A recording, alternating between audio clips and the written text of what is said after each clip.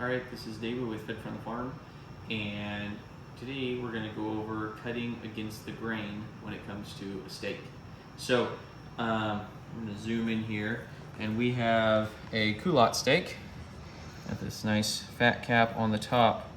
Now, a muscle fiber in anything is going to be long and straight, and so whenever you're cutting a steak, you want to make sure that you're cutting a quote-unquote against the grain. So on this steak, you can see here's the face of the steak, and you can always tell the face because if you pull on it, it'll kind of start to separate out. And so this is cross-cut across the grain, which is how it should be.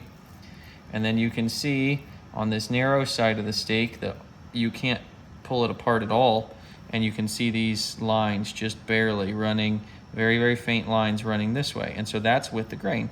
So we cut opposite that when we cut the steak here. But we're going to turn the steak into some fajita meat, and so we're going to go over the way that we want to cut it so that the fajita meat is super tender. And this goes for if you're cutting a steak just on your plate, or if you're cutting actual steaks, any of it. All the same rules apply. So the first thing we're going to do for fajita meat is we're going to take off this fat cap, because it's just not going to make for good fajitas. It'd be great if we were cooking on the grill, but we're not doing that tonight, so we're not gonna worry about that.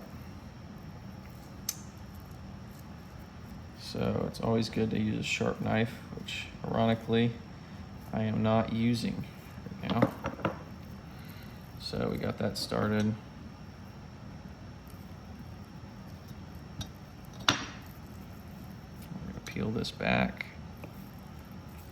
So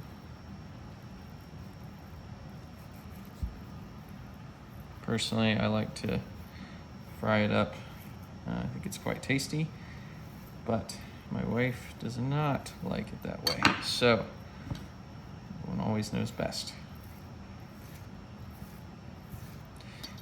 So we've got our fat cap and our silver skin off now. There's that. And so now we're looking at our steak again. And you can see here on our end with the grain, here's our flat side. So the grain of this whole steak is running like this.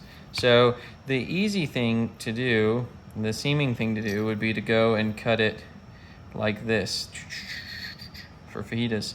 But that would actually make for a lot tougher eating experience, because again, the way the grain is running, it's actually this side that's against the grain. And so to make the fajitas, we're going to cut our strips like this.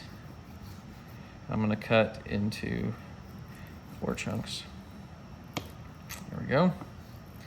And so that was grain. That cut was not against the grain. Here you can see the grain of the steak. It's like these lines in the steak, right? And this is cross-cut of those lines. And so what we're going to do then is we're going to cut opposite those lines, tucking our fingers in because we don't want them to become part of our fajitas. And we're going to cut against the grain, and we'll have these strips, which are just, you can almost just pull them apart already, because again, we cut it against the grain. So that's what we want to do to create a tender set of fajitas. Same goes with the steak. If I've got a steak on my plate, I'm going to eat for dinner, I'm always going to make sure that I cut against the grain, because it will make it really tender. Because when you're chewing it, the long fibers create a very chewy experience, and the short fibers create a very tender experience. And so what we're trying to do is create more short fibers and less long ones. And so you can have a very well marbled steak cut incorrectly taste very tough, and conversely, you can have a poorly marbled steak that's cut really well, that will taste super tender. So there's your secret to creating tender fajitas, steaks, or whatever you're doing in the kitchen. So thanks for checking it out, and I hope you'll try it at home.